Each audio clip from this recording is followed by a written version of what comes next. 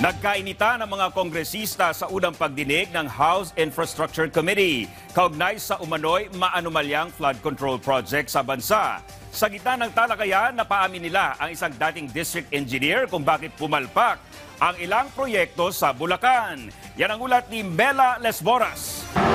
Actually po, Inamin ni dating Bulacan 1st District Engineer Henry Alcantara na siya ang pumirma sa kontrata ng mga natuklasan ni Pangulong Ferdinand R. Marquez Jr. na questionableng flood control projects sa Bulacan. Sa pagdinig ng House Infrastructure Committee, sinabi ni Alcantara na hindi niya personal na nainspeksyon ang mga proyekto bago bayaran at pirmahan ang completion certificates nito, bagay na ikinadismaya ng mga kongresista.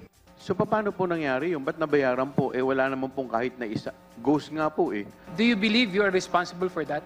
actually po, ang negligence on my part, inamin ko po may kakulangan ako dahil I did not personally go to it. Dahil dito, batid ni Alcantara na maaari siyang makasuhan, lalo pat lumabas din sa pagdinig na siya rin pala mismo ang nag-propose ng mga proyekto, kaya ito napasama noon sa National Expenditure Program.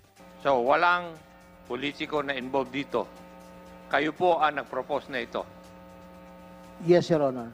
Personal ding humarap sa pagdinig si dating DPWH Secretary Manuel Bonoan, bagamat kinailangan ding umalis agad. Gayunman may paglilinaw siya. Sir, do you still maintain na hindi po kayo involved sa any corruption kahit po nag-resign po tayo? Hindi po.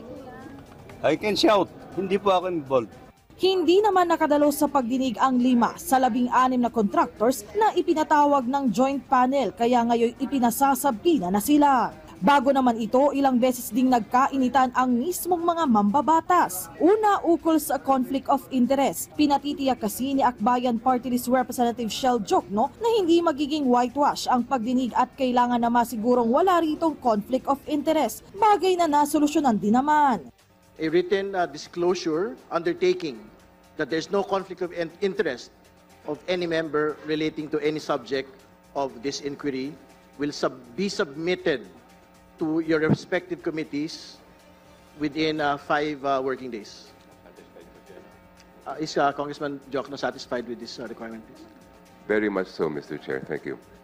Nang magmosyon naman si Caloocan 2nd District Representative Edgar Erice na maimbitahan din sana sa pagdinig ang mga dating budget chairs ng Kongreso na sina Senate Finance Committee Chair Grace Poe at dating House Appropriations Committee Chair Saldi Co, nagkainatan din sina House Deputy Speaker Janet Garin at Navota City Representative Toby Chanco. Let us not make the investigation personal.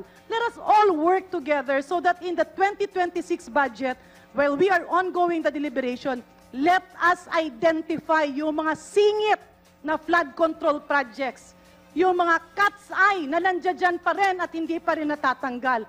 Let us do our job by putting a permanent seal to to all these anomalous things. Sabi nyo kanina, kahit sino masagasaan, wala tayong sasantuhin, kahit congressman, kahit senador. Kung ang congressman hindi pwedeng maging resource person at hindi natin pwedeng pa-testify under oath, di ibig sabihin sa usapang to, exempted ang congressman. Comsec, can you show this para lang sabihin hindi ako Mr. Chair, with due courtesy. Wait, I have the floor. Yeah, I have the floor. Yeah, I have the floor. No, Mr. Chair. I have the floor. Yeah, just to, on the I have the record, floor. please. On the record, Mr. Chair. I have the floor. Para mapahupa ang tensyon, saglit na ipinagpaliban ng pagdinig at pagbalik nito, dinifer na rin ni Congressman Erice ang nauna niyang mosyon. Giit ng mga kongresista, hindi sila titigil hanggat hindi napapanaig ang katotohanan at hustisya. Mela Lesboras para sa Pambansang TV sa Bagong Pilipinas.